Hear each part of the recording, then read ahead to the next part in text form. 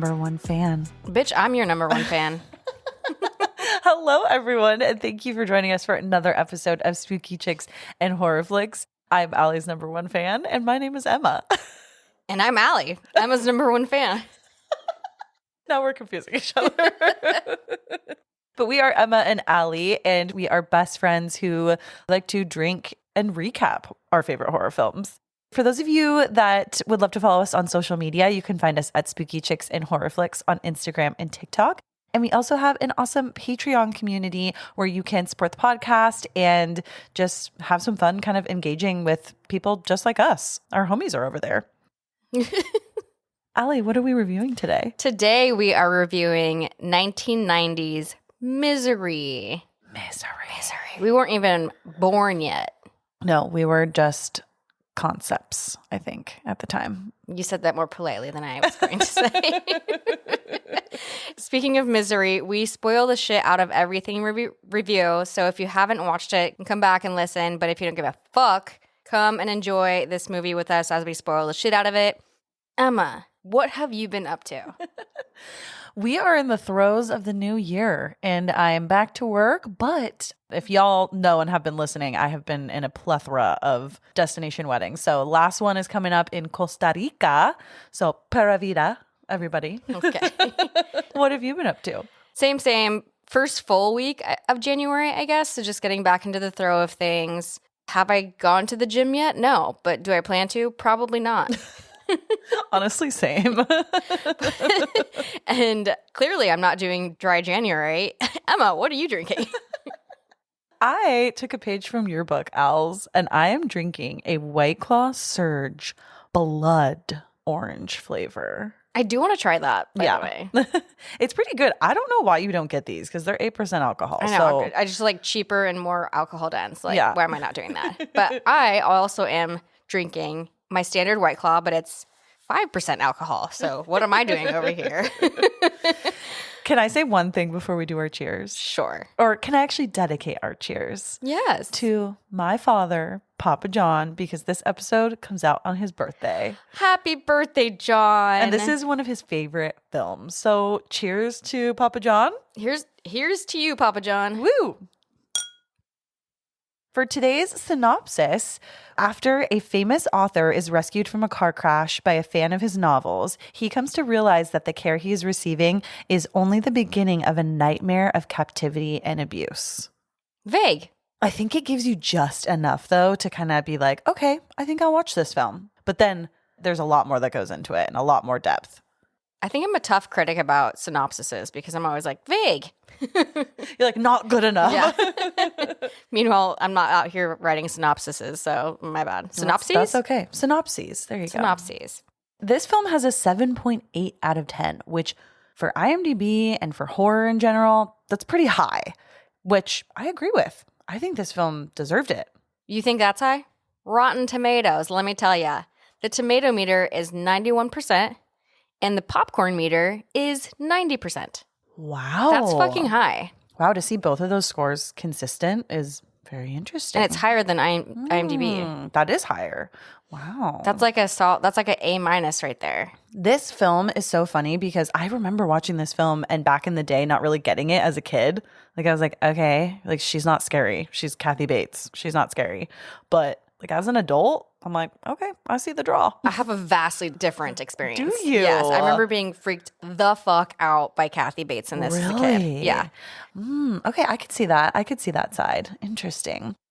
This film was directed by Rob Reiner, who is more historically kind of like a comedic director. He's more of like a fun-loving, funny guy. He's directed When Harry Met Sally, Princess Bride, Stand By Me, those kinds of like fun-loving, heartfelt things. And to see the stark contrast in Misery versus those other ones, I'm like, okay, go off. Well, I have a small fun fact for him that after seeing The Shining, Rob Reiner was immediately inspired to make a movie based on a Stephen King novel. And so he ended up directing the two adaptations, which is Stand By Me, which he did in 1986, based on King's short story, The Body. And then this film, which is based on King's novel of the same name, which I think I read earlier only came out like 3 years before the film was done. Which that's a pretty quick turnaround. In terms of writers of this film, I mean, no surprise, we've already mentioned it, but Stephen King. This film is based on his adaptation of the novel Misery. And we have William Goldman. I will say that William Goldman also wrote Butch Cassidy and the Sundance Kid, which both of those men in that movie give what I would do. Huge. One of my favorite movies and two of my favorite men. Yeah, so great. Getting into our top billed cast, we have James Caan, first off, R.I.P., great actor. And he plays our main dude, Paul Sheldon. And he was in films that I love, such as The Godfather and Elf. I mean, I haven't seen The Godfather, but I do love Elf. And something crazy is Jack Nicholson was actually offered this role initially, but he was like, fuck no, I'm not doing another one of these based on my experience on The Shining with Stanley Kubrick. That is a totally different film, though. I feel like working with Stanley and Rob Reiner are probably very different. I see a lot of parallels in those two films, but the directors are vastly different. Vastly different, absolutely.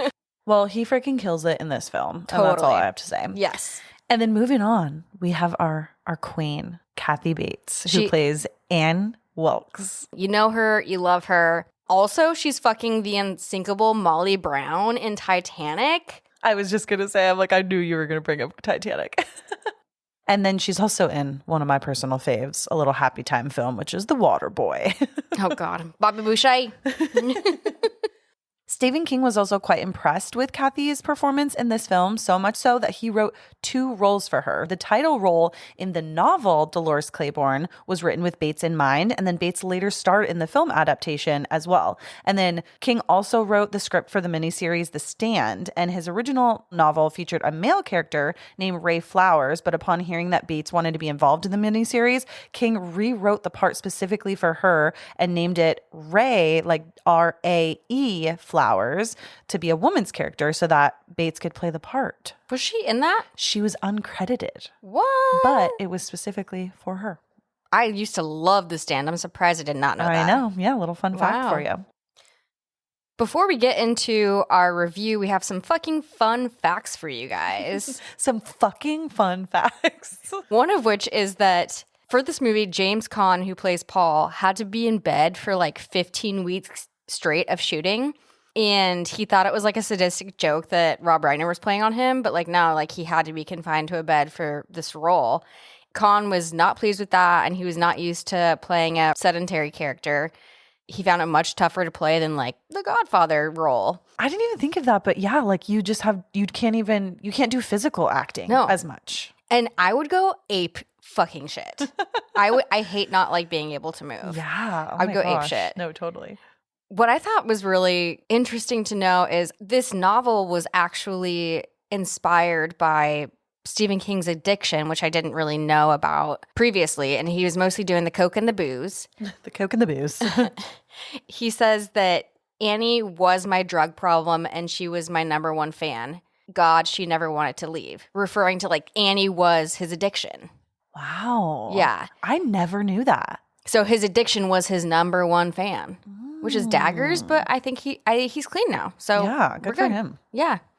Something else too that's funny about like James Caan and Kathy Bates specifically is they clashed over their acting methods a lot, especially in this film specifically. And Caan believed just overall in as little rehearsal as possible, where Bates was totally the opposite. And with her theater background, she was used to practicing a lot. And she commented one time to Rob Reiner that Caan was not attempting to relate or even listen to her. And Reiner was like, dude, just use that frustration towards your character, which I think like really worked super well. It worked, but like, fuck, that must have been a hard working dynamic. No, absolutely. But I mean, it definitely paid off because in 1991, Kathy Bates became the first woman to win an Oscar for Best Actress in a horror or thriller film.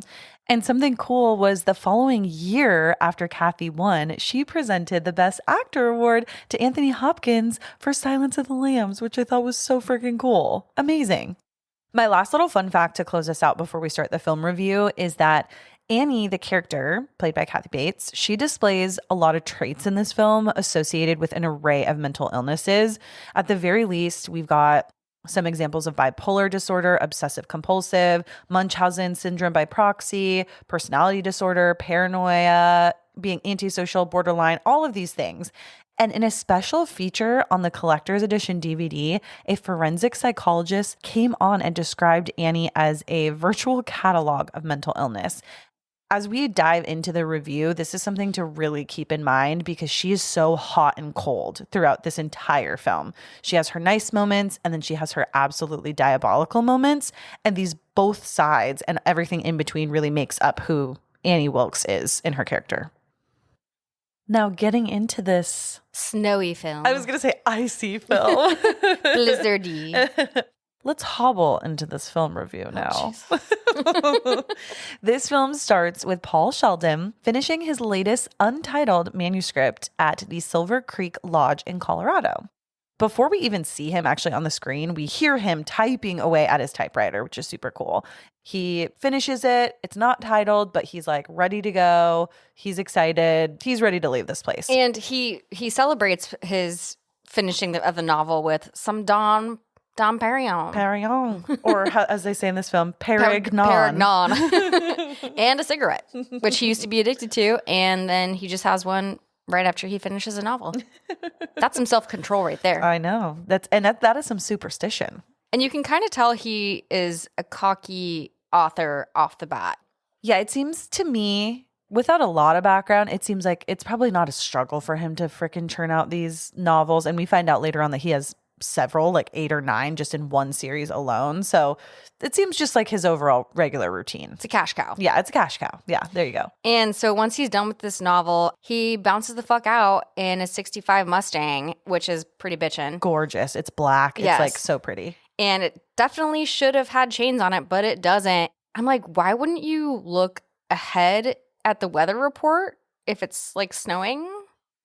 I think we find out later in the film that he goes to this lodge every time to finish his novel. So maybe he does just have this cockiness to him that he thinks he doesn't need to respect Mother Nature. And in the novel, he's actually drunk driving. And oh, is he? Yeah. Oh, yeah. My gosh, this is like one of the one Stephen King novels I haven't read. So maybe I go back and read this one. But that's going back to the addiction theme. Something cool I want to mention here too with the title sequence of this being a snowy, blizzardy place is that blizzards are a very well-known driving factor in not only this film, but in Dreamcatcher and The Shining as well, which are all Stephen King novels, and some of them have become film adaptations too. Well, also specifically, like this is also about a writer in the snow, just like Jack Torrance. Yep. And I'm like, Stephen King, what happened to you? I know. I know it's really coming out in his writing. It really is.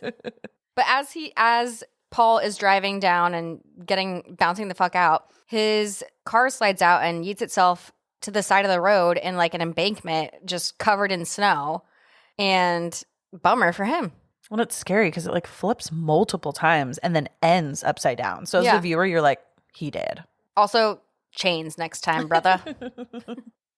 Well, and then he immediately has kind of like a flashback to, it seems like maybe several weeks earlier, where he's discussing the decision to kill off Misery Chastain, who is a main character in his series of books, with his agent, Marcia, who obviously disapproves. She's like, no, this is like not what your people want. She basically says also like these books are paying your daughter's tuition for college. Like, bitch, be more appreciative of what She's like, these have paid for your front row Knicks tickets. So literally, like, don't forget. So like, stay humble. And it seems like he argues like he wants a little bit more creative freedom, but I think he also sort of concedes a little bit and is like, like I get it. But he explains to her too that he never meant for Misery to be his whole life, which is kind of telling.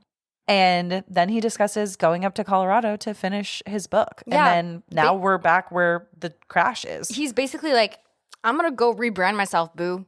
So the editor, Marcia, is played by Lauren Bacall. And in real life, she was Humphrey Bogart's wife. Hello? Hello, Mrs. Wait, that is so fun. I know. I love that. Oh my gosh. Wow. But basically, anyways, he's going to bounce out. Yeah. And rebrand. So after the car crash, Paul gets rescued and we see a hooded person who saves him. We don't see their face or anything just yet. And they grab him and his manuscript from the car. And knowing what we know, this person definitely does their CrossFit because they are carrying him on their back through snow. Which is insane. Like, how do you have the strength? No, CrossFit bro, I guess. I don't know. Paul eventually regains consciousness and he finds himself in Annie Wilkes' isolated home. Annie comes in and explains to him that he's been at her home for 2 days and they're just outside of Silver Creek. She's also a nurse and she has been taking really good care of him. I want to know how, because he's got like a drip on him. He's got all the things. He's got all the things. How does she have all this medical equipment in her home? Because she is a sketchy nurse. Great. And she passed all those psych tests that you need to do to become a nurse? Interesting. Interesting. She be feeding him pills. And I'm like, maybe don't. I would be freaked the fuck out if I woke up and someone was trying to put pills down my throat, but I digress. And he actually says, well, why am I not in a hospital? And she blames it on the blizzard that has been happening, quote unquote. Another thing she says during this time is that she is his number one fan. So she knows exactly who he is. And she's like, hey, dude, like, I'm gonna nurse you back to health and I'm gonna use my Novril pain medication and my medical skills. And like, as soon as these roads are open back up, like, we'll get you to the hospital. So she's trying to establish this relationship with him already of like trust. Yeah. Like, hey, I'm a nurse. I'm just this woman that lives alone. Like, I'm not dangerous or anything. I mean, just based off of her tone and her demeanor and her face, wouldn't you be like, no, this bitch got something going on in there? Oh, yeah, she's psycho. And then a fun fact I have here is that Annie was always intended in the novel to be an amalgam of Stephen King's scariest fans, which I feel like they nailed with this film. Again, Stephen, let us know if you need help. Stephen, are you all right? Are you okay? You've been through some shit, we can tell. We also see that Paul's legs are like hella fucked up. They are terrible. Like the costuming or the makeup people, the prosthetics, whatever they did for this. They fucking nailed it. Did a really good job Yeah. because they look fucked up. So he's obviously not able to, and that's not his only, he's also got like a broken arm or like rotator cuff or something. I don't know. Yeah, I think he like dislocated his shoulder Yeah. pretty bad. So he's fucked up all over. So he's very immobile, which is scary when this girl is saying, I'm your number one fan. Yep. And you don't know where you are.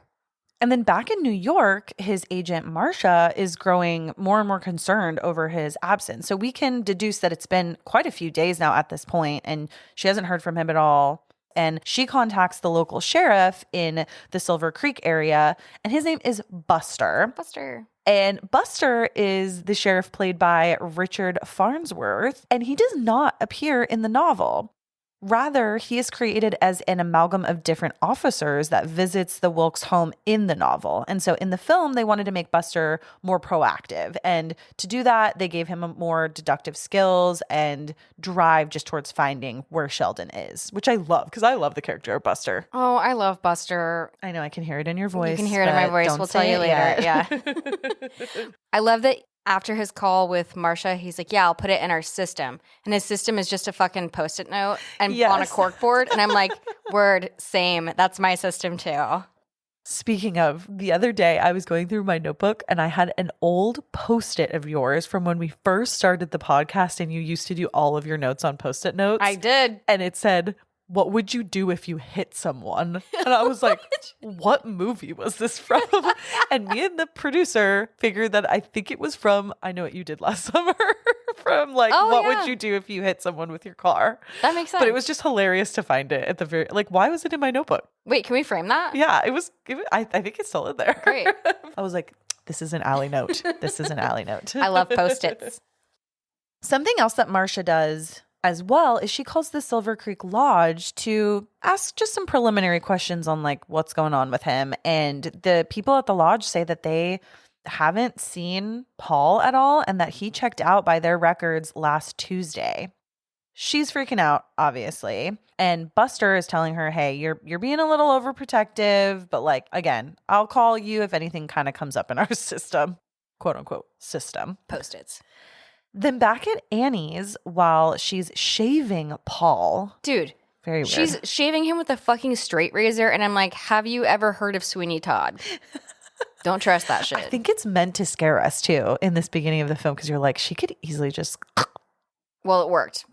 Well, she reveals to Paul while she is shaving him that she knew that he finishes his books at Silver Creek Lodge every time and that some nights she would go there when she knows he's in town and sees his light on in his room and she's wondering what's going through the quote unquote world's greatest writer's mind. She literally admits in so many words, she's been stalking him. Absolutely. And I think at first he's not that freaked out about it because again, I think her as a character, she's not giving off super scary vibes. Like she's just this kind of homely woman. She wears a cross around her neck. So I feel like just subconsciously too, you look at her and you're like, oh, she's like probably a nice Christian woman, whatever. And he might be used to this kind of fan interaction, not to this level. But I was just going to say the same thing. Yeah. Like it seems like he almost is kind of liking the attention from her. I think another time she calls him something and that he's amazing. And he's like, wait, could you say that one more time? It's like, okay, cocky man, like chill out a little bit. But she explains that on Tuesday, the day of the blizzard, she saw him leaving the lodge. And then it seems like one thing just led to another with her rescuing him. But Allie, like you just said, she's probably hardcore stalking him and was like literally knew when he even left the lodge. Okay, riddle me this. If your favorite celebrity, writer, singer, whatever, was in your small town, wouldn't you stalk them? Yes. There we go. Okay. And she also, as they're having all this conversation, she says, yes, this blizzard fucked up everything. There's still no phone service and the roads are still closed. So, but once, all that clears up, we'll get you to a hospital. Yep. Making those false promises again. That crazy girl. As we discussed, she grabbed Paul's manuscript from his leather bag thing. Yeah, during the wreck. During the wreck. And she asked to read this new untitled book that he's been working on. And he's like, yeah, maybe you can come up with the title for it since you're going to read it. Yeah, he's like so nice to her at first. He's like, normally I have really hard and fast rules of like who can read my shit that's not totally done yet. And he's like, but for somebody saving my life, like you can do anything you want. I definitely think he's just gussying her up to make sure he's not going to die. That's true. Maybe he's smarter than I'm giving him credit for. But it works because she's like so fucking enamored and happy with him. She's like, oh, Paul. Actually, I read that she says it like, I think like 27 or 28 times. Dude, I bet it's more. Film. Yeah, it's probably even more. Oh, Paul. Oh, Paul. Fucking bothers me. Then at the lodge, Buster, the sheriff, he shows up to question the front desk manager. And the lodge manager shows Buster his written records of everyone that stays. And he shows him even the previous records of when Paul has stayed there and says nothing ever really weird happens with Paul. He's always a really good guest. He's pretty quiet. And he's also pretty regimented in his stay. It seems like he just does kind of like the same exact thing every single time. And it's just a very quick and easy sort of rinse and repeat. Yeah, like he says, he ordered his champagne, his dom on this day, which means he probably left and he's on his way to New York. See, yeah, perfect clue right there. Then back at Annie's again, she is 40 pages into the new book. And at this time in the film is the first time that we see her having a change of attitude and just overall mood. She becomes very angry and she starts kind of berating Paul about the profanity that's used in the book. And she's feeding him soup while she's explaining her thoughts on the first 40 pages of the book. And in a fit of rage, she starts spilling the soup and kind of getting a little out of hand. But then she catches herself and apologizes, is asking for his forgiveness, telling him that she loves him. She's like, I love you, Paul. I mean, I love your mind and your creativity. Like she's backtracking. And I think she's at a point where she's like, oh shit, okay, I did show him a little bit of my crazy, but I think I'm still at a good point where he might not think I'm a total fucking lunatic. This was the first sign of crazy. Well, the first big sign of crazy, I guess. My takeaway from this scene was like, oh shit, Annie Wilkes would fucking kill me because I fucking cuss a lot. She would hate you. Well, I love when she spills like the soup everywhere. She literally goes, see what you made me do. And I literally wrote in my notes, crazy girl, LOL. I would also be mad over spilt soup because I love soup. Yeah, that's very true.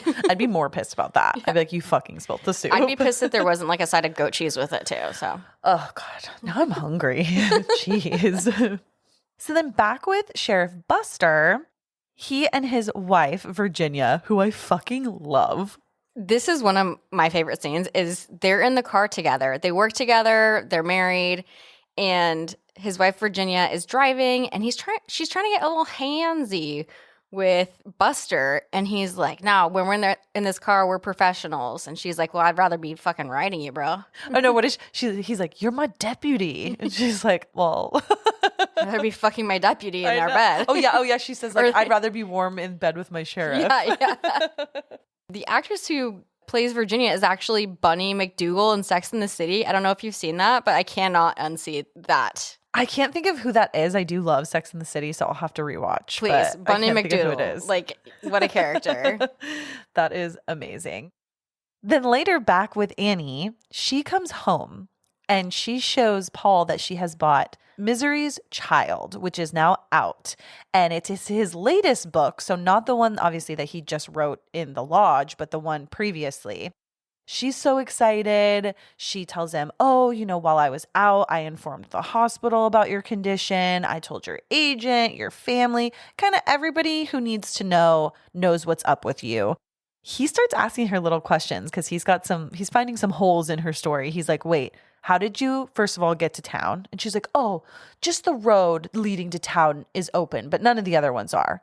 And then he's like, how did you contact even the hospital? And she's like, I mean, my phone lines are down, but the ones in town are still up. So her story's like not really making sense. She's not really covering all of her bases. But she says they're going to send an ambulance as soon as the roads are fully open, all of these things. And she's trying to talk about the book with him, but she's also like just reassuring him that all of his loved ones have been told of where he's at and that he's fine, just trying to get him not to think too much into it. Yeah, she basically wants him to stay calm and talk about the fucking book. Again, the Paul of it all. Also, what a fucking, like I said, what a dream this is for her. Like, what a dream. If fucking Harry Styles was in an accident in my town and I got to nurse him back to health, I would actually die. Actually, he would die because I am not a nurse and I would have so no medical. I have no medical expertise. So sorry, Harry. Harry, if you ever fucking listen to this, Allie is safe. I promise. No, I would perish because he listened to it. So, mind you, because it gets kind of confusing right here, but she read the first 40 pages of the first manuscript. And then she got his latest published book, and now she's 75 pages into Misery's Child. And Annie is commending Paul on his work and calls it great and perfect and she's so stoked on it. During this exact time too as well, one thing I love is that she introduces Paul to her sow, which is a pig, and her name is Misery. And I'm like, okay, where the fuck you been hiding this beautiful pig? This beautiful sow. Why are you been hiding this from us, bitch? I love the pig because it's so random. It's so random. Like, why? It's so random. And the fact that she named it Misery is like, every step is like a little bit more cuckoo bananas. But I also think that the more that Paul stays with her too, it's like if he learned all of the shit about her at the same time, he'd be like, whoa, what the fuck? I'm out of here, you psychopath. But because he's slowly learning these things about her craziness and stuff, I feel like it's almost harder for him to fully take it all at like face value. Do you want to know what's even scarier is like, this has happened many times in like real life. I'm sure it's happening. Not this specific instance, but like just this type of thing. Kind of like abuse. Yeah. Yeah. I totally agree. It could even be happening right now to probably several people. Are you doing it to me? Maybe. Then Annie comes in and she says she's on page 300 now. And she is just so stoked on it. She's like, oh my God, Paul, it is better than perfect. It is divine. She fucking compares it to the Sistine Chapel, and I'm like, calm down, lady. Oh, yes, she totally does. And then later that night, she tells Paul about her husband leaving her and how she thought she might go crazy. She says that she like dove into work, and what happened was like her late nights nursing really led her to a lot of reading, which is how she found Paul and all of Paul's books and discovered like the Misery series. Then she says, which freaks me out, I'm like, oh, scary lady. She's like, I'm not exactly against marriage, but it would really take a special guy to make me walk down the aisle again. While she's doing this, she's holding his piss bucket. Oh, yeah. And she's like, when she speaks, she's very passionate. So she's like shaking the shit around. It's probably foaming at the top. Ew, I totally forgot about that. And I'm like, also, why can't we put a TV in Paul's room?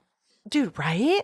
Like, what is he doing? But maybe that would interrupt her ruse of like not having like service at the house. That's true, but you can hear her TV at many times during the film. That's true. And she's always watching like dating shows and stuff, no, I know. which is so funny to me. Also, I wonder what Annie's sign is. I bet, I feel like Paul's like a Scorpio. Virgo. No. I feel like Paul's a Virgo or a Scorpio, and I feel like Annie might be a Gemini. Oh, yeah, because of she's got like kind of two distinct like personalities. Ooh, I could see that. Mm. And I love all signs, just to clarify. Yeah, just so everyone knows. Yes. So then she says, I gotta go, Paul. I gotta finish the book. I gotta find out what happened. She's so close to it being done. She's like, oh my God, Paul, I need to go finish this divine piece of work. And then as Paul is sleeping later that night, Annie comes in and she becomes enraged after finishing Misery's Child and learning of the character Misery's death. She's literally freaking the fuck out, yelling like, you killed her, you killed her. And low-key makes me, this is a good marketing plan because it kind of makes me want to read this series if she's that passionate about it. And this book's already published, so what the fuck is he going to do about it? No, 100%. Well, and then she threatens Paul, smashes the small table that was holding a plant. Before she smashes it, actually, she holds it above his head like she's going to fucking bash him in the head with it. Then she slams it against the wall and confesses to him that no one knows that he's alive. She's like, I thought you were good, Paul, but you're not good. I don't think I should be around you for a while. So after she has had this freak out, she just like leaves him to just deal with that situation that just happened, which is fucking crazy. She also says, you better hope nothing happens to me because if I die, you die. Oh my gosh, she totally does say that, doesn't she? Yeah. Ugh, spooky lady. And while she's gone, Paul unsuccessfully tries to escape his room after hearing Annie's car leave. I'm snaps for Paul for trying, but like, why haven't you tried this earlier? Let's get a little, like more proactive about trying to escape. Yeah, and he is in bad shape. Like he can barely move, and he finds out that he can't even get out of his room. His room's locked. And I'm like, bro, don't you think this crazy bitch hasn't thought of literally everything in order to keep you in her house? 100%. Like she's probably always like 2 or 3 steps ahead of you. Like this is just the type of people these peeps are. You know? Many steps ahead of him because he can't walk. Oh, boom. And then Annie comes back and she's like in a good mood. She's like, she's happy to talk to him. She's being very nice, which I can't take. Like her mood swings are giving me whiplash. Oh, 100%. She puts him back in bed, I believe, too, which like, wouldn't that indicate to you that like he was trying to sneak out? But I don't know. Maybe she just thought he like fell or something. But she blames herself. She's like, oh, this is all my fault, blah, blah, blah. And then she's like, well, don't you even worry because I have a surprise for you. I just need you to do something first. And then if you catch this, Els, I'm hoping you caught this. I did. When she was talking, she's also a blabberer, right? So she just will start just going on a tangent and start talking. And in a very passionate manner. In a very passionate manner. And she says Sorry, sometimes my thinking is a little bit muddy, which is why I couldn't remember everything they asked me on the witness stand in Denver. I'm like, wouldn't you ask more about that? Hello? What fucking witness stand were you on, Annie? Well, yeah. Yes. And then she also says, but I can think more clearly now, and God told me to show you, Paul, the way. What she does next to Paul is just, it's so heartbreaking. They have a moment where Annie says, Paul, what I really need you to do is I need you to burn your manuscript as basically a punishment for killing Misery off in his last book of the Misery series. And she says, in quotes, you must rid the world of this filth. Again, she should be in marketing because, like, she's making me want to read the series. Seriously. It's almost like reverse psychology Totally. for that. And Paul doesn't want to do it at first, obviously. He does play her, though. He does, yeah. He kind of, again, gussies her up. Is that a word, gussy? Yeah. Sick. I think so. He gussies her up, and he's like, oh, it's no big deal. And all of the publisher distributors already have the manuscript. It's no biggie. I can burn this one. But bitch knows that he does not make multiple copies. He only has one. She sees through his poker face. Totally. And this is why we need to keep our personal information to ourselves and not let stalkers know everything about our lives. But JK, I'm on Instagram all the time, so everybody knows everything about me. I know. I'm like, Allie, we need to stop giving people personal information of where we go and what we do.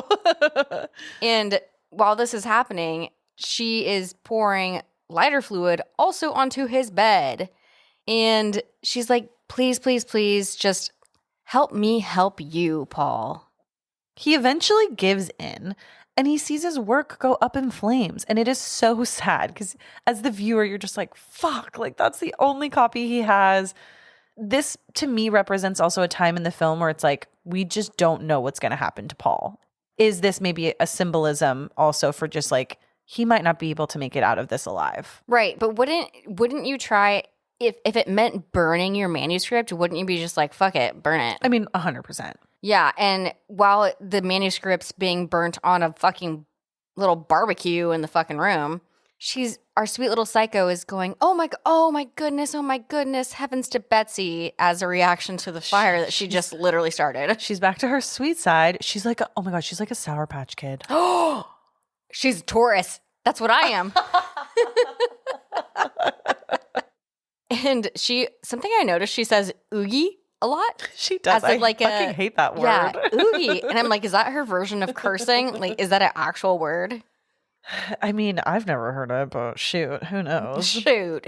And before Annie leaves his room, a helicopter, they both see it outside of the window of Paul's room, and a helicopter is seemingly searching for Paul overhead and passes by Annie's house. And Paul sees it out the window, and you can just see on his face that he is feeling super fucking helpless after literally just burning his goddamn manuscript. And Annie sees it too and just is like, well, bye-bye, helicopter. Like, they ain't gonna find you here. He literally looks so down and helpless. Emma, what the fuck would you do in this situation?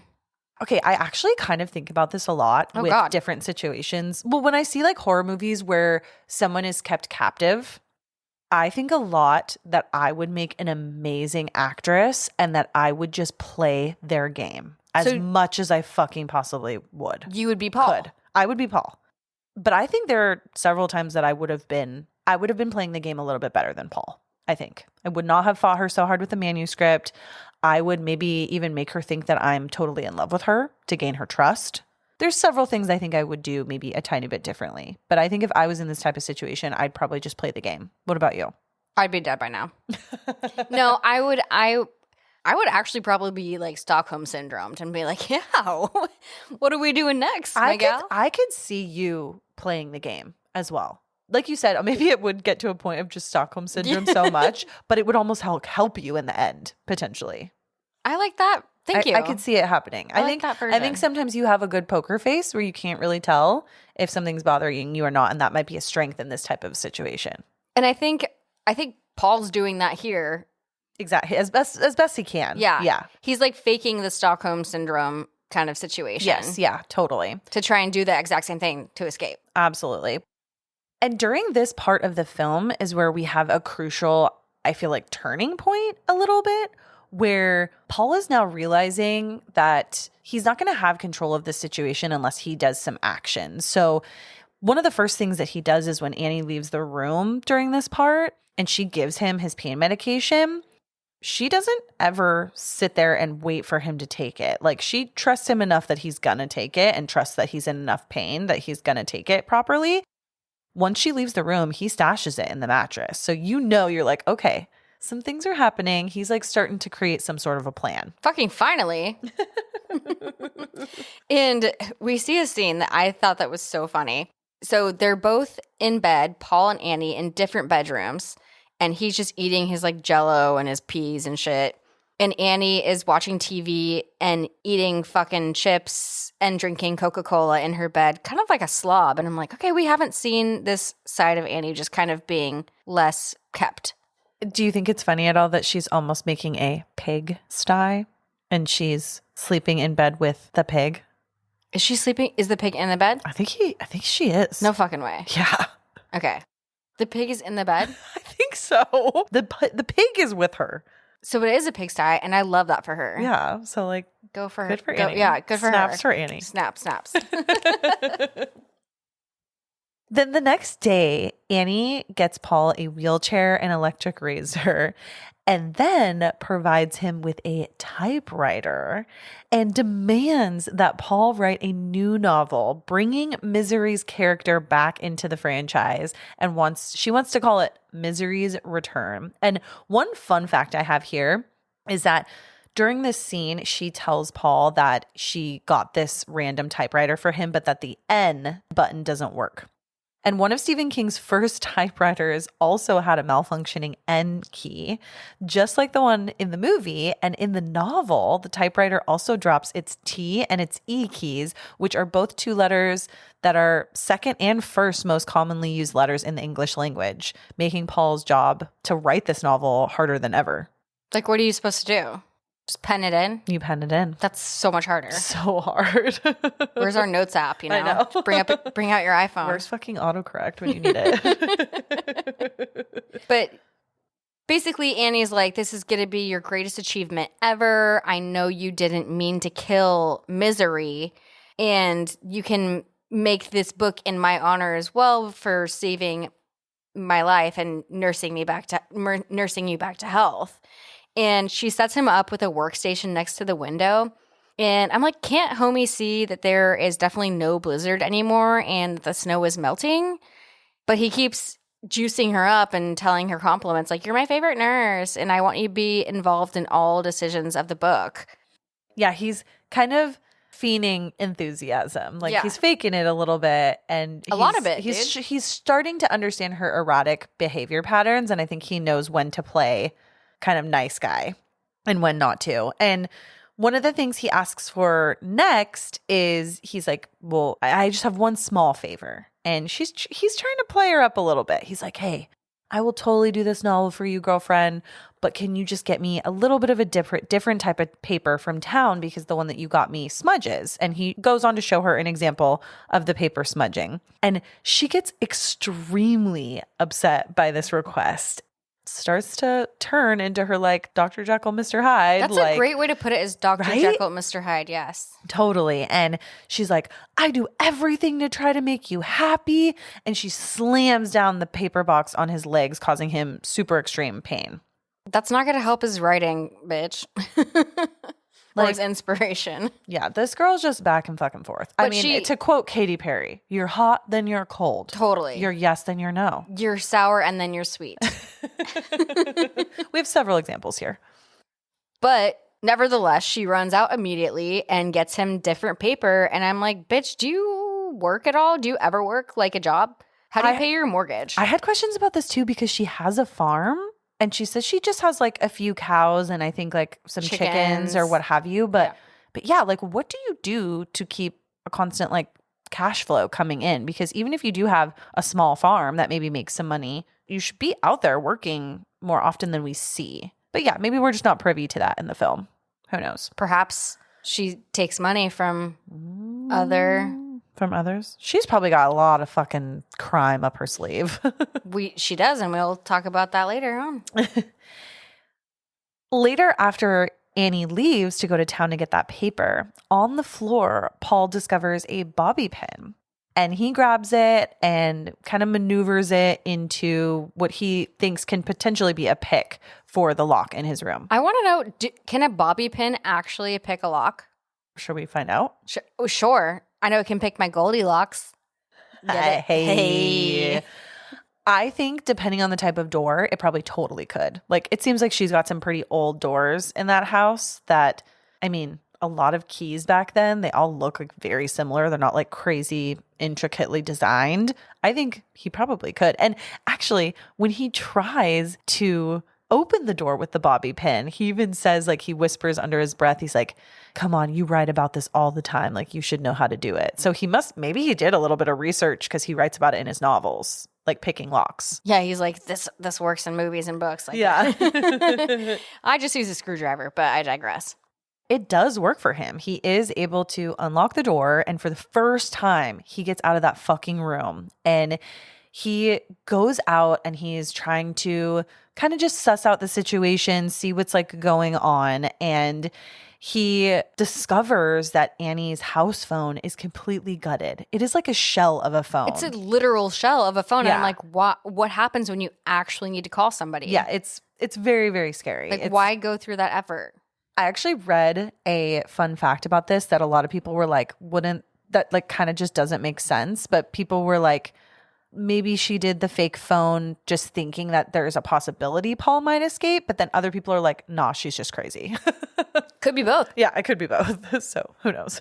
She also has a shit ton of miniature ceramic animals. And I'm not sure why, but that makes me love her. That says a lot about me, I suppose. I think she loves animals, but fucking hates humans. She also loves tiny ceramic animals. Yes, she does. The penguin one specifically. And she also has a like Paul Sheldon shrine with all of his books and a signed picture just displayed. Spooky. Super spooky. I'd be like, well, actually, I would probably be like, oh, I'm flattered. Like, wow, she loves me. And while he's going through his house tour by himself in a wheelchair, he tries to fit through the kitchen door because there's a door in the kitchen that leads to the outside, and he can't fit through that shit. Okay. With his wheelchair. Yeah. ADA compliance. Yeah. Not set up in this home. Nope. 90s, man. But so he yeets himself onto the floor and tries to drag his body to the door, and it's obviously fucking locked. And I'm like, homegirl must have a massive set of keys because that's a lot of door locking she's doing. Yes. And when he's on the floor, he has a realization when he hears her car coming up the driveway. He's like, fuck, I am not going to be able to get out of here. I don't want to give myself away that I have escaped from the room. And so he tries his damnedest to go as fast as fucking possible to get himself back into the wheelchair and back into his room before Annie notices. But before that even, he sees where she has some of the medical supplies and steals some of the pain medication, Novril, and he's able to sneak some of that in his pants. So now it is a mad dash to get him back into the chair, back into the room before Annie notices, and she's barely missing him going back into the room. And she comes in, she sees him, he's all sweaty from obviously just trying to fucking escape. And she's like, what's going on? And he's like, bitch, you know what's going on. I'm in pain. I need my fucking pills. Great acting. I know, right? And she's like, baby boo, this breaks my heart to see you like this and in this much pain. Let me go get them pills for you. Yep. She just turns into nice nurse Annie. And she's like, I have faith in you, my darling, and sends him an air kiss to catch. She's like, you can do this. You can write this book. Mwah. And I'm like, do you think you're an item now? I think she thinks they're in love, perhaps. She's the definition of Delulu, and I'm neither here nor there. I'm both. She's a silly girl, is what I'm going to call her. A silly girl. All right, that's a PC way to go for it. In another helicopter search, this time we as the viewer are in the helicopter with Buster, and Sheriff Buster finally finds the car wreckage down the embankment. He goes down there. Everyone is down there, including some of like probably like the state police, state sheriff, a little bit bigger than Buster's operation. They're having a press conference and they're explaining that they found Paul's car and that he's probably buried somewhere in the snow and likely dead. However, Buster is not convinced. He's like, nah, like I really don't think that that's what happened. And he concludes to his wife, Virginia, that someone must have pulled him out. Yeah, he can fucking see the crowbar marks on the Mustang driver's side door. And I love how this cute little old-timey sheriff is more competent than like state police or whoever that is. Literally. After all that hoopla, we're back at Annie's house and Paul's in his room and he starts to pool together the powder in his pain pills. He like breaks the capsules and puts them into like a bag he's manufactured from a writing paper. And I'm like, okay, here we go, Paul. This is good. This is good. We're going to drug this bitch. Let's fucking go. And he goes to his table to start to write and he just types fuck all in the sequence. Also, you know what that reminds me of? Okay, well, hold on. Oh, okay. First of all, A, fuck is my favorite word. B, does it remind you of Jack Torrance in The Shining? Yes. Okay. All work and no play makes Jack a dull boy.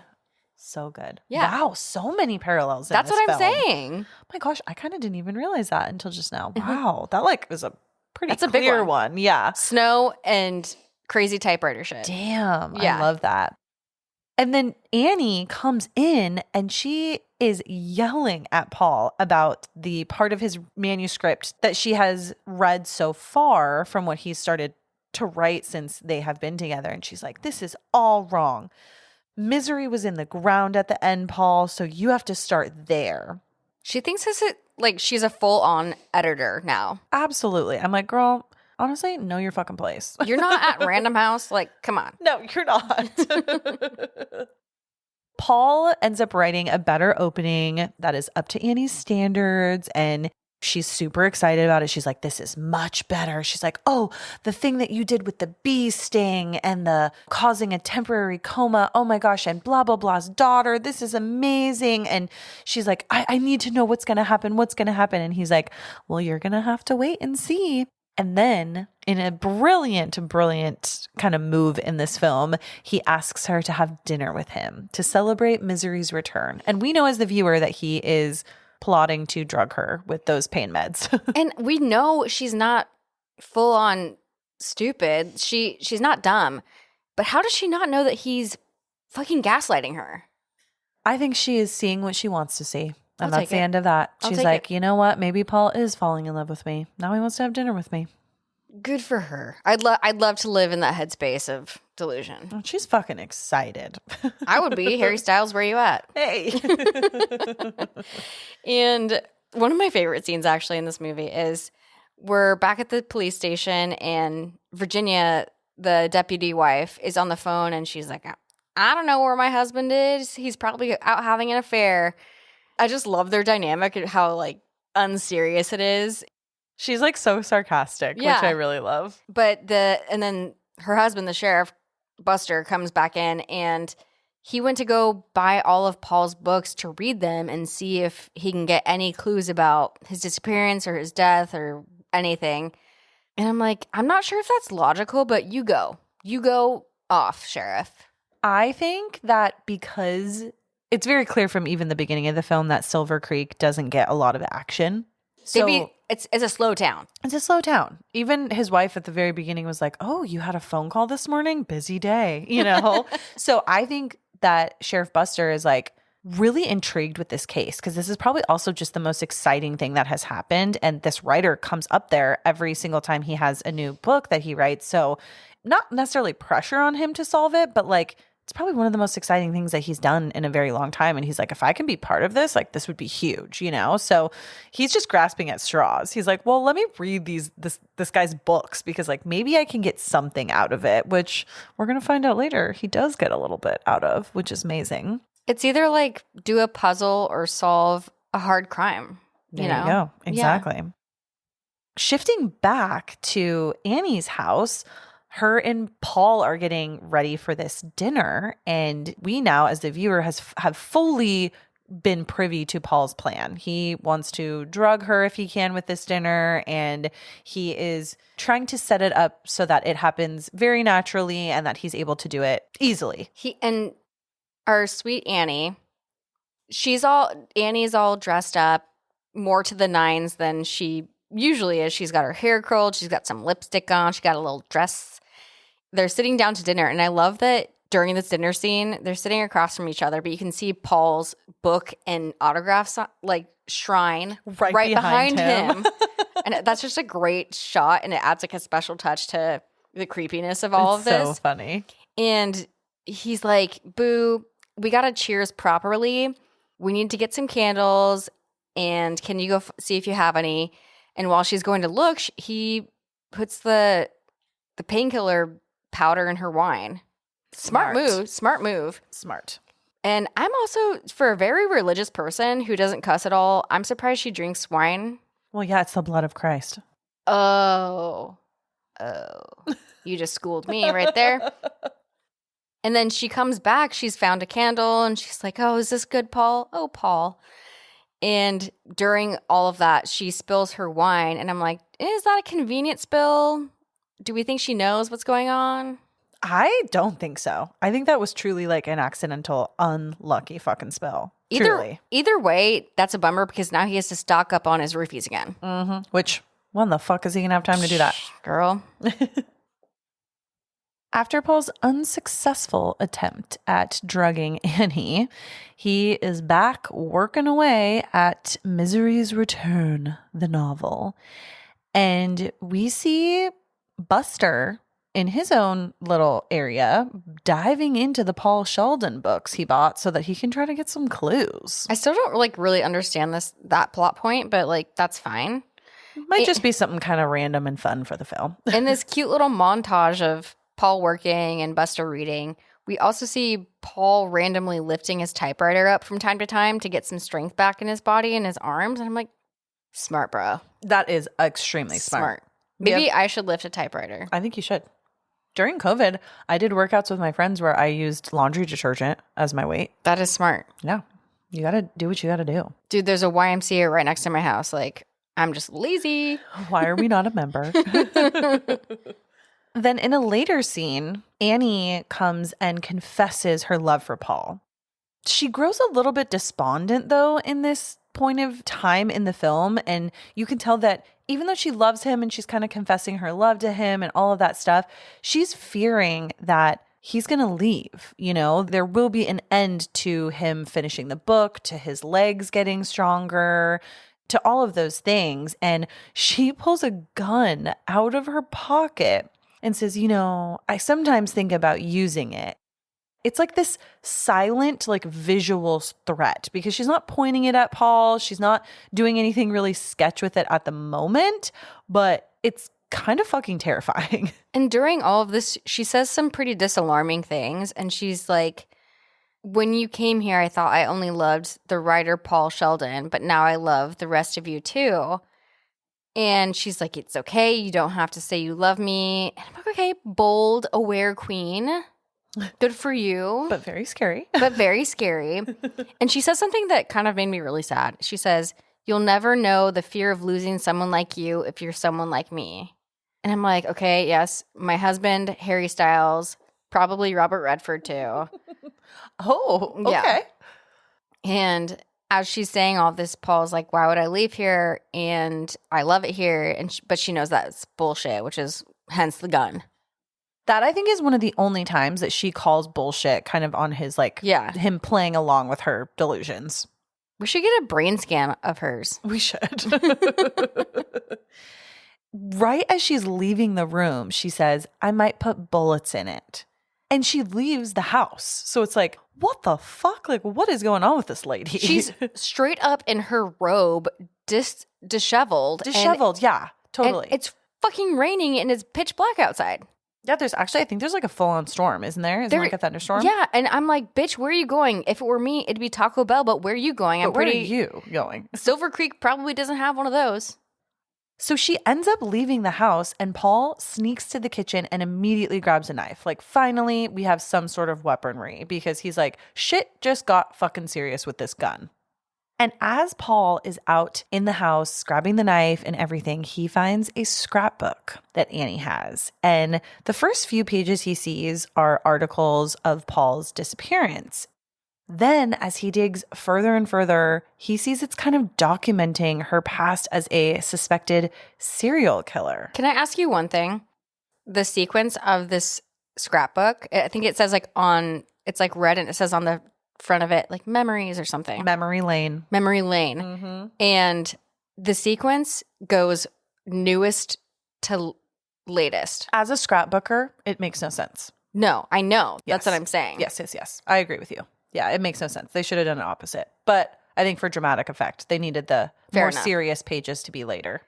Fair enough. And what I want to say is, why would you leave this scrapbook out that's literally evidence against you? I think we do find out later that it was a little bit of a mistake, but this scrapbook has really damning evidence in it. It's a little bit confusing. I don't know how you might have felt, but it seemed like she had maybe killed not only her husband, but also like a young nurse that she might have worked with. And then she also has articles of someone killing babies within the nursing unit. She was a maternity nurse, and she's just like keeping all these clippings as her prizes, or her trophies. There's even an article of her with her face, and it calls her like the Dragon Lady. The Dragon Lady. I equated her, correct me if I'm wrong, an angel of death, like when nurses intentionally kill. Yep. Is this like some kind of like Munchausen by proxy, maybe? 100%. Well, it's like you said up top, it's a lot of different things, but this is definitely an amalgamation of all of totally. Those. That's my new favorite word, if you guys can't tell. You've said it 3 times, and I love it. So Paul finds all of this shit, and he gets back to his room and has his kitchen knife that he keeps pulling out and like practicing to fucking yeet her with it. And then he falls asleep. Oops, maybe don't do that. Oopsie. And Annie wakes him up, and she is hovering over him at night, and she just has a fucking syringe and drugs him. And when he wakes up, she's like very calm, and she says, "Oh, come on, Paul, it's not a big deal. I know you've been out because my tiny ceramic penguin always faces due south, and it's not facing that way anymore." She also found his bobby pin lockpick, which he definitely should have hid better. Yeah, that was a dumb mistake on his part. And he then reaches for the knife that he's put under his mattress where he also puts the pills. But Annie, pulls it out of her dress, and she's like, "No, I have it here." He is completely tied up by Annie, so he can't really even fight back, even if he wanted to. She's like, "I got to do something, essentially, to keep you here." And how she's so calm during this, she's kind of giving him a history lesson, saying, "I've heard of this thing called hobbling," and I looked it up, and it's an actual form of like punishment historically. That is terrifying. Yeah. So she's like, "We disable people, but don't render them totally unusable." And she's like, "I don't want to kill you, but..." So basically, hobbling is where you just immobilize people. And so that's what she's going to do to him. And she explains that very neatly and calmly. She puts a piece of 4x4 wood between his ankles and uses a sledgehammer to basically break his ankles both of his ankles, like both ways. So he is now even more fucked up in his legs. And something crazy is that in the book, Annie actually cuts off one of Paul's feet and cauterizes with a blowtorch. Wait, Alice, I have a question for you. What?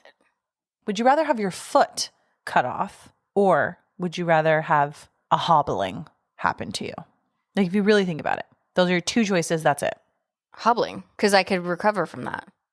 I kind of feel like I'd want my foot cut off. Why? Explain. I think because you're only experiencing like one place of localized pain. Actually, I don't know. Now that I think through it, shit. I mean, they both fucking suck. So yeah, but like you could recover. That's like, true. Because he does. That is true. Because our man does recover kind of from hobbling. That it's such a hard one because you're right. I mean, the cutting off a foot is 100% more permanent. But in the moment, if it's like life or death and I might get fucking shot up by this bitch anyway, maybe I just lose one foot because then at least I have one good foot to try to hobble out of there. Ba-dum-tch. Oh, okay. Wow. Just my thoughts. Anyways, we can move on. Imagine being hobbled and you're trying to get out of bed and you just fucking fall. So there's That's that. true. That is true. You also, like, the wheelchair would be hard, like flailing everywhere. Anyways, in the book, it's different. But right now, Paul's ankles are just like smashed in. He's been hobbled. Yeah. Back with the sheriff, Sheriff Buster connects Annie and Paul's disappearance after finding out a little bit more about her past. And the way that he finds this out is because he's read a lot of Paul's books. He finds a quote that's in one of the books that he finds in one of Annie's old newspaper clippings that she basically regurgitated the quote as she was being sentenced for one of her crimes. And he's like, oh shit, there's a connection here. I'm going to go and visit Annie. And he goes to visit her home. And good on Buster for digging that deep. And like we said, crime must be very slow in this town. But it paid off for him. Shit. Sorry. Yeah. I'm a little early there, but. And so he does go to pay her a visit. And I guess Annie can tell the Popo is coming because she comes and drugs fucking Paul. Annie's hid Paul in the basement. And she's, again, carrying him down on her back. Oh, yeah. She's a fucking psychopath who definitely does CrossFit. 100%. Absolutely. Yes. And Sheriff Buster comes to the door and is like, hey, do you know anything about Paul Sheldon? And she basically rattles off his Wikipedia page and says she's his biggest fan. And I'm like, that is a red flag. It's like you've basically like told on yourself. Like I want to say like the evidence is damning, but it's a little bit damning evidence. Yeah, she's just made it easy for him to be like, oh shit, well, this might be the gal that we're Meanwhile, I'll be like making up like, I don't fucking know who that is. No, kind of thing. Absolutely. She might be like, oh, I've heard of him. Like he comes to our little town to write, but she basically just ratted herself out. But she welcomes the sheriff in for, to see the house and whatever. And she's like, yeah, I heard about the Paul Sheldon accident and it almost killed me too. But God told me that I need to be the new Paul Sheldon. And now she's continuing his misery novel saga. So she's made an excuse essentially for like all the weird shit that he might see in the house. So if he sees the typewriter or all of the Paul Sheldon shit in her house, it's like, oh, no, I'm just trying to continue his legacy with his books. This bitch. And she's like, do you want some cocoa? And he's like, no, I'm going to look around. She's very insistent on the cocoa, which sounds lovely right now. It's very cold. That does sound lovely. Yes. But then, so he looks around the house and he's like, okay, well, no like damning evidence to be seen other than her words. And he starts to leave and thanks her for her time. And as he's leaving, he fucking hears sound. He thinks it might be Annie falling or something. And it's definitely Paul making noise in the basement. And so he runs back in and very quickly, I will say, as he's entering the basement door, Annie yeets him with a shotgun and he's dead. And so is his bitchin' coat that I kind of want. He has this amazing like calfskin coat that has like fur on the inside and Allie really wants it. I do. Sponsor me, whoever makes one of those. Thank you. This part is so sad to me because I just was really, really hoping that nothing happened outside of just between Annie and Paul. And I loved Buster. I loved Buster too. And then fucking Annie is like, oh, Paul, don't feel bad. This was just destiny. This is what had to happen. Fucking Annie, dude. Annie is just like, this is what it's meant to be. And I have my gun. I'm going to put 2 bullets, one for you, one for me. And she's just really ready to kill them both. And she comes back with a gun and a syringe. And I'm like, how do you just have loaded syringes ready to go? She's a terrifying nurse. She'd be smart, but she'd also be kind of dumb. Yeah. Or naive, maybe? Yeah. Naive. And smooth talker Paul is like, oh, Annie, I love you too, and I know we're meant to be together and end together, but you know what I should do before we die is finish this book. Let's give misery some justice. So let me just finish this book. I'm almost done. He's like, we can leave the world with this, basically. And so she gets him out of the basement, and next we see him just typing away, and Annie comes back into his room, and he's like, I need 3 things. And she obviously knows what it is as he's wrapping up a novel, and it's his cigarette, matches, and some Dom Perignon. And he's also like, yes, it is called Dom Perignon. Good for you, sweetheart. So that's the indication that he's about to finish this. And she comes back in with his Dom Perignon. And he's like, you did this perfectly, but there's one thing missing. We need 2 glasses rather than 1.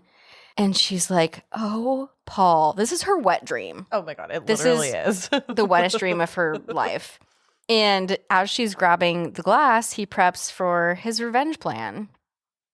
As she's gone, Paul grabs the manuscript, pours some lighter fluid on it from the lighter fluid that he apparently snuck into his pants from down in the basement. But Annie comes back and she's like, what are you doing, Paul? And he has the manuscript down on the floor. It's covered with lighter fluid. And he's just like, this is your precious story. And like, he literally is like, haven't you wanted to know who Misery's dad was? Haven't you wanted to know who Misery picks? And all of these questions she's been asking throughout the film. And she's like, what are you doing? What are you doing? And this is the sweetest revenge she could have done to her, because that's all she wanted, was to know everything that happened in her fulfillment. And he fucking lights that shit on fire. He's like, sorry, so sorry, so sorry. As Annie's actually on the floor trying to get the manuscript to not be in flames anymore, he attacks Annie with the typewriter. Like, fuck yeah. This is like a heavy scene, like not a heavy scene, but there's a lot of violence in this one. Oh yeah, there's like, totally. She does shoot him in like the shoulder. Yeah, she shoots him in the shoulder. They have this like violent struggle. And he even shoves the burnt pages of the novel into her mouth and he's like, eat it, bitch. I know, it's kind of crazy. And I'm like, okay, well, this got aggressive real fast.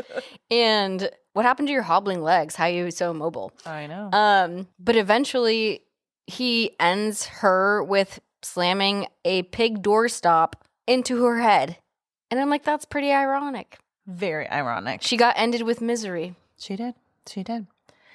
Then we are immediately transported to 18 months later. Paul is walking with a cane, but he is in New York City and he is meeting his agent, Marcia. And they're talking about his newly released new novel. But you can tell that his experiences with Annie are definitely still haunting him.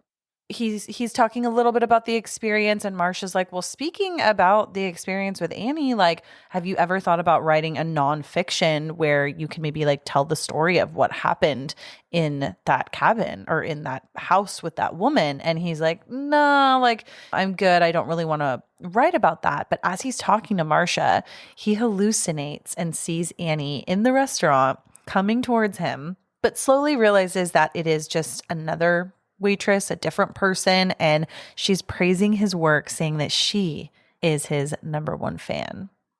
And that's a fiend. Well, and one thing I love is as this film is ending, we hear the song I'll Be Seeing You, which is actually one of my favorite old songs. Is it? It's a song by Billie Holiday, I think, originally, and it's actually played at the end of The Notebook. I was just going to say, all I can think about is The Notebook. Even though he has escaped the grasps of Annie, it's kind of like she's still always going to haunt him. Yeah, she'll be seeing you in all of the places. Yeah. Just like the song. Exactly. Als, what were your final thoughts? I have a lot, kind of. I think this is such a brilliant film, and I wish I could have watched it in 2X because it does move a little slow for my attention span, but I do think it's brilliant. And I think fucking Kathy Bates in this is so amazing. She's fantastic. The tied up shots of her face and her just yelling directly into camera brilliant. So good. And so good. When she gets on a rant, she speaks so fast, and I'm like, she's a passionate gal. So I'm glad that Kathy won all these awards because she definitely fucking deserved them. And like I was saying, I see a lot of parallels with this movie and a lot of other Stephen King's work, specifically The Shining, but others too. What are your final thoughts? I also really loved this film. And one thing I can compare it to is if you guys have all seen The Whale with Brendan Fraser, I think that films like this, where there is such a simple setting and most of the film takes place in one place, can be so extremely hard to create a really engaging story that really keeps the viewer enthralled. And especially if it's a horror or thriller, I think that's so incredibly hard. And I think that they really did an amazing job in this film by having such a simple setting. Yes, we had moments where we were at the Silver Creek Lodge or in New York, but for the most part, it took place in Paul's room in Annie's house. Right. And I think that they did a brilliant job of conveying that fear and making us really feel like we were in Paul's shoes, which I think was kind of like the whole point of the film. His shoes. His shoe. Oh, hobbling. Oops. Hobbling. Also, isn't his name like something Hobbs in Elf? Yeah, Walter Hobbs. Wow, I never put that together. Actually. I just put that together literally right this second. Shit. Did you think that this film was scary? Actually, yes. In classic me fashion, these types of films where it's actual people that are hurting, torturing, or killing other people are the scariest to me. Like, this could and probably has happened in some fashion. So yeah, that's true. And Kathy Bates, love you, girl, but you scared the shit out of me in this film. Scary girl, clever What'd girl. you think? I didn't personally think that it was scary myself, but I could see how it could be very scary to a lot of people. And I do think if anything did scare me, it was fucking Annie Wilkes mood swings. That's what I'm saying, dude. But what was your favorite scene? I think one of my favorite scenes was actually at the dinner table because you sort of think that Paul, for a hot second, is actually going to get away with all of this, and all of his planning and prepping and stealing all of the pain pills is going to come to a head, and he's going to finally be able to drug her and get out of there. I actually would have loved to see like an alternate ending of this film where he actually does escape by drugging her, and kind of what does that adventure look like? Does he even make it off the property? Does she wake up and she finds him still trying to make his way out? I have a lot of just like questions. So I feel like that was one of my favorite scenes, but what about you? A lot of that relies on feet, by the way. That's very true. So that's where I'm like, that's why I'm like, I wonder how far he could have even gotten. We didn't really talk about my favorite scene during this review, but after the hobbling thing, Annie is out in the snow with Misery the pig and sees Paul through the window, who's at his little work desk. And she's like, "Hi, pumpkin." And he just flips her off. And she's like, "Oh, he's such a kidder." Oh, yeah, I forgot about that scene. That is a great scene. I just thought it was so cute and so delulu. You would love that. Okay, sure. No, I thought it was a great film, and I this is the kind of shit that fucks me up, so I'm here for it. Yeah. Thank you all for joining us on another episode of Spooky Chicks and Horror Flicks. As a reminder, you can find us on Instagram and TikTok at Spooky Chicks and Horror Flicks. And we have a Patreon as well if you want to join us over there in that community. And if you love the podcast, please share it with a friend. And we can't wait to chat with you guys again on the next episode. Allie, you want to take us out? Fuck yeah, I do. So just like maybe check the Weather Channel if there could be a potential blizzard coming your way. Tiny ceramic penguins are super fucking cute. And stay spooky fuckers.